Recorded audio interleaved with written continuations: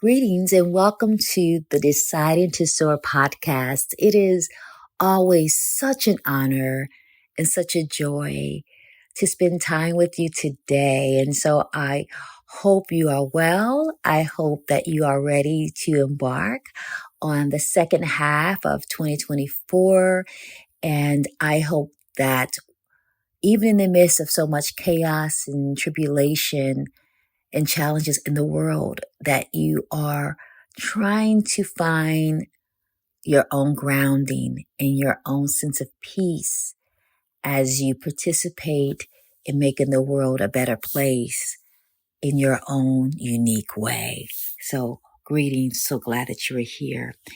Today, I wanted to share a story that I read about that has been really inviting me to think about how I am living in the world. And it has really had an impact on many of my clients. And so I said, you know what? Let me share this story with you. The story is about this amazing singer. And this singer had just a very beautiful voice. And she was taught to sing in a certain way. She was taught to sing in a certain posture, in a certain place. She was taught to hold her head in a certain way and to use her voice in a certain way so that her voice will have range and reach. But one day she hired this new vocal coach, and this vocal coach had experienced and witnessed her great talent. And he took her by the hand and told her to sing while she was moving. And so as she was moving around the stage, she started singing and started flowing and feeling her music in a way that she had never experienced her music before. And her voice, even though it was as equally as beautiful, it was filled with this sense of energy, this sense of exuberance that she had never experienced or heard from her own voice before. What was interesting about this story is that the singer was born without sight, without eyesight, and she was instructed throughout her entire life to sing in a certain way and to not move and to abide by these guidelines because her family wanted to keep her safe. Her family was not concerned about her singing voice as much as they were concerned about her safety because they feared that she would be hurt if she moved, if she did not create this sense of placement while she was singing. But what was interesting is that the singer said that she had never felt so vibrant and so energetic and so happy singing ever in her life. Just think about that. Throughout her life, many decades of singing, she never had an opportunity to experience so much flow, so much joy, so much movement, because she thought she had to stay in a certain posture. But then she didn't even know that her parents and all the people in her life wanted her to stay in this posture, not to keep her satisfied, not to keep her happy, but they thought they were keeping her safe.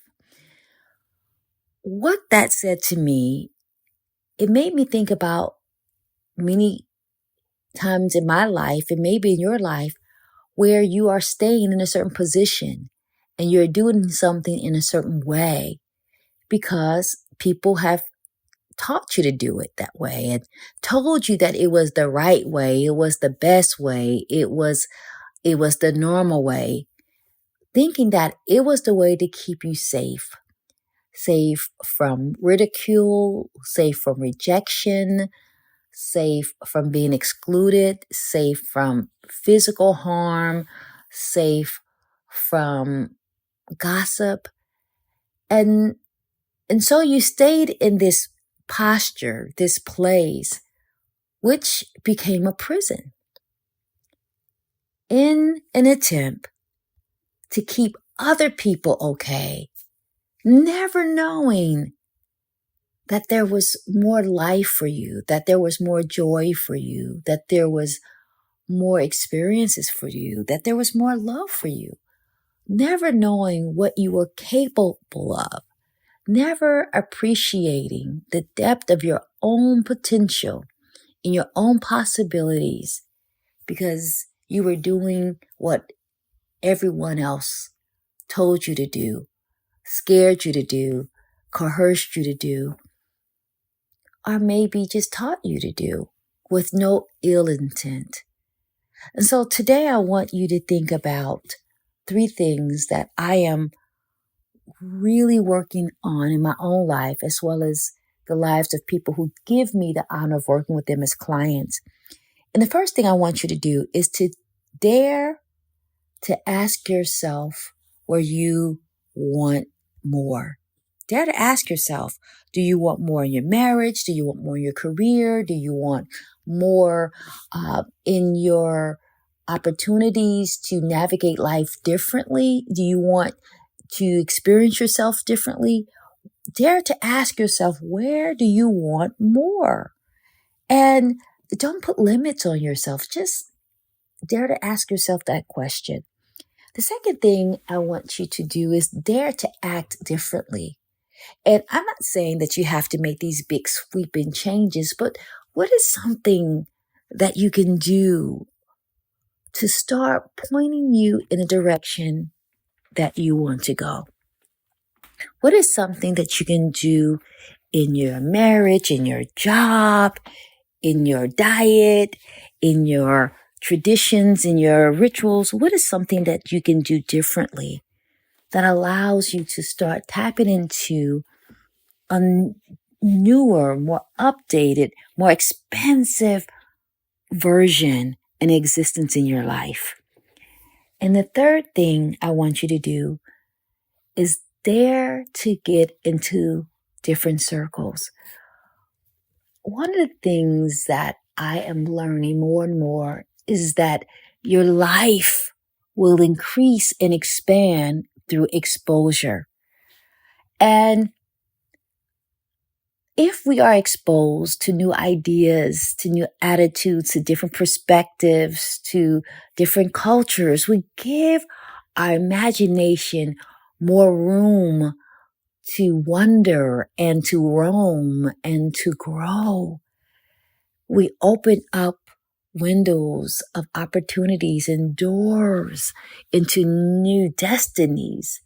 So those are the 3 things I want to invite you to do: to dare to ask, dare to act, and dare to get into different circles. Because there might be more to your life than what you have been taught and told to do. And just like that singer who was born without sight, when she started to have opportunities to move, she was able to experience more of life. She was able to experience more of herself. She was able to experience something that all of us need more than anything else right now, and that's joy. Just something to think about, and let me know how that story resonated with you. Just send me an email at SharRon@SharronJamison.com. I want to hear from you. I want to hear your thoughts and your perspectives. And I want to know that how did this story resonate in your life, and how can you use this story to make some changes so that you can have more of what you want and you can experience more of what you want. You can enjoy more of what you want. You can try more of what you want so that you can be who your creator has created you to be. Thanks so much for listening to me today. I am so grateful for your time and your energy and your presence. And make sure that you check out my free resources and my newsletter and my website. I am doing my best to offer different perspectives, especially now when the world is in so many challenging situations and places, I want us to know that there's still a resting place. There's still something that we can hope for to create a life and a community and a culture where everyone can thrive and everyone can be humanized and everyone can be respected. Thanks so much again for your time and blessings to you, and have a great day.